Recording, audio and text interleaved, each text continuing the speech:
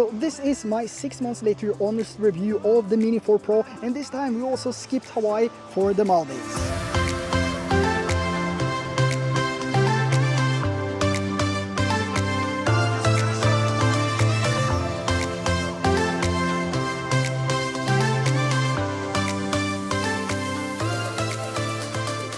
First off, let's start with the travel part and getting to the Maldives with the Mini 4 Pro. Since the Mini 4 Pro is such a small drone, weighing only 249 grams, you shouldn't experience any issues bringing this on a plane. And I also brought some of my FPV drones, so I basically had zero issues bringing them to the Maldives. However, there is one thing to be aware of when you bring your drone on a flight, and that is to keep all your batteries on your carry-on. Otherwise, they will be removed from your check-in bag and trashed. So all the batteries have to be with you at all times. And for those of you that wonder if you need to get these lithium bags in order to bring your batteries on the plane, you don't, and this is not required by most companies either. But when it comes to flying your drone in the Maldives, most of the Maldivian islands have a no drone zone, which means all drones are prohibited, and you will also risk a huge fine if you're caught flying one.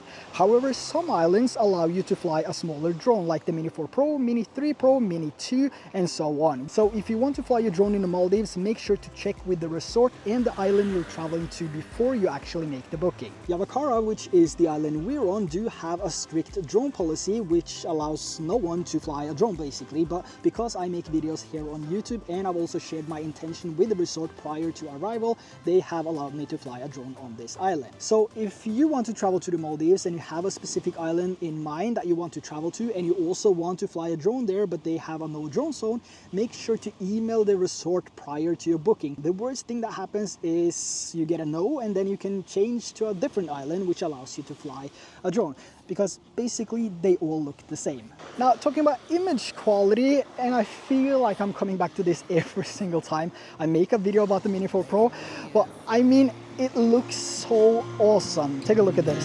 Dreams are not the same for me, standing by the shore.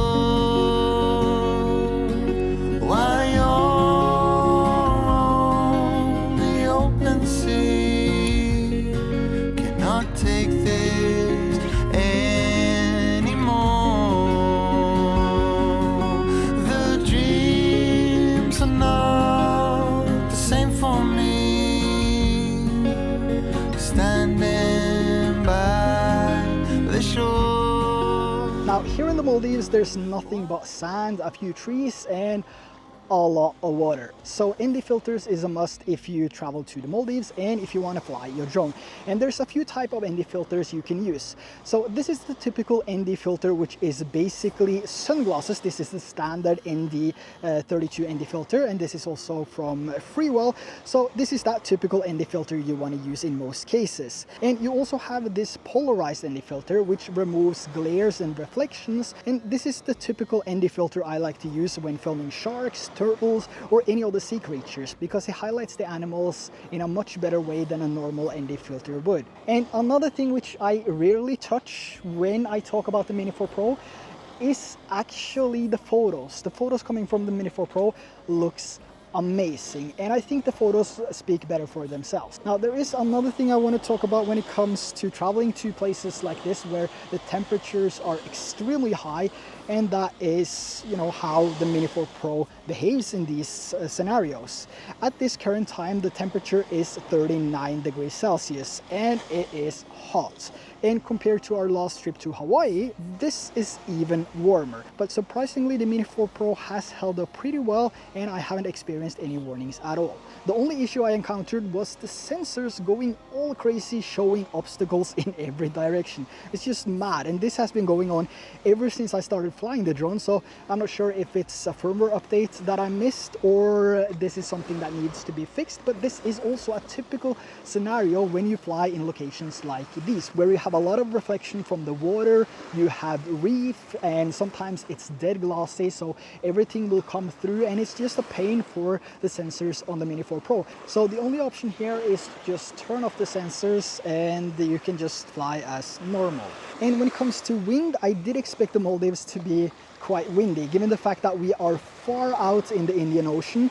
But surprisingly, there's barely any wind at all, which is totally unexpected. So I can't say anything about windy conditions and the Mini 4 Pro, but if you watch my Hawaii video, you know that this can handle some pretty heavy winds. And going back to the whole travel experience of getting to the Maldives, the weight of the Mini 4 Pro is still impressive to this day. I made a full video on this earlier where I talked about being limited to weight. So we traveled to the Maldives, or to this island Yavakara, by seaplane, and the weight limit for our hand luggage was only 5 kilos. But because the Mini 4 Pro is only 250 grams and around 300 grams with some extra batteries, I was able to bring some other cameras as well, including the Pocket 3, Ace Pro, Action 4, and my Mac and my iPad. But if I were to bring the Mavic 3 Classic, for example, that would be about 1.2 kilograms with some extra batteries. So I really appreciate the low weight of the Mini 4 Pro. And honestly, I think the low weight and the image quality coming from the Mini 4 Pro adds more value to my trips than any other drone.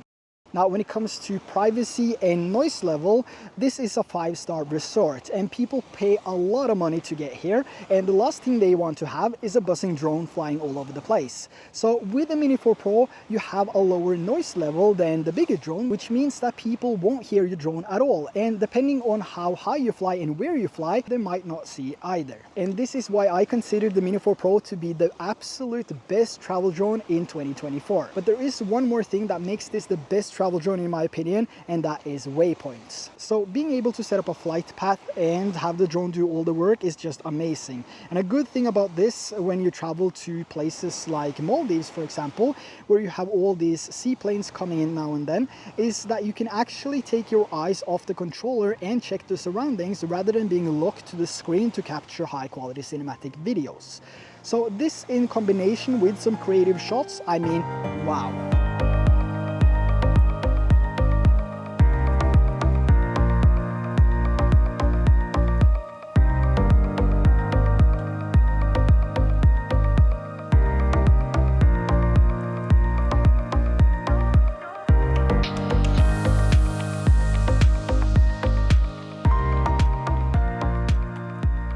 Now, when it comes to the cons with the Mini 4 Pro and the RC2 controller, I would say the main con is the poor visibility on the RC2 controller, especially here in the Maldives now when the sun is at its highest, which it is right now.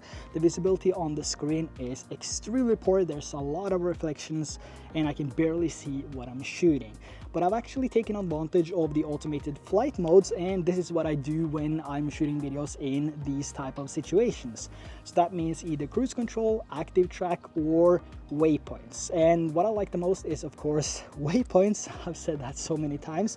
And what I do here is to set up a waypoint missions when I'm standing in the shades, and I set up a mission. I decide exactly where the drone should fly, and once the mission is set, I hit go and I start recording, and that means I can leave the controller in the shades, take it with me, and then just do a walk without needing to look at the controller. And when it comes to other cons, I don't really have any cons when it comes to the Mini 4 Pro. I think it's one fantastic drone. It's the perfect travel drone in my opinion. And I really like the features that I have, which makes it so much easier to shoot the videos that I want to shoot. I can use the automated flight modes. Active track is fantastic. It has been improved a lot, I reckon. So I really mean this when I say the Mini 4 Pro is the perfect travel drone, and I wouldn't trade it for anything.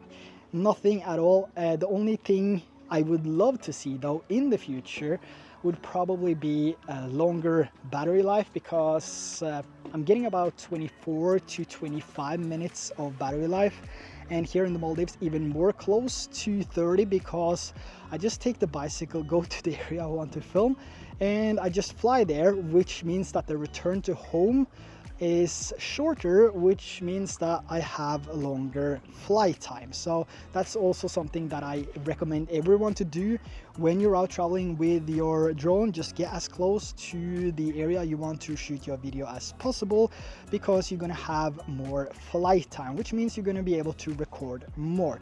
Oh, it's hot.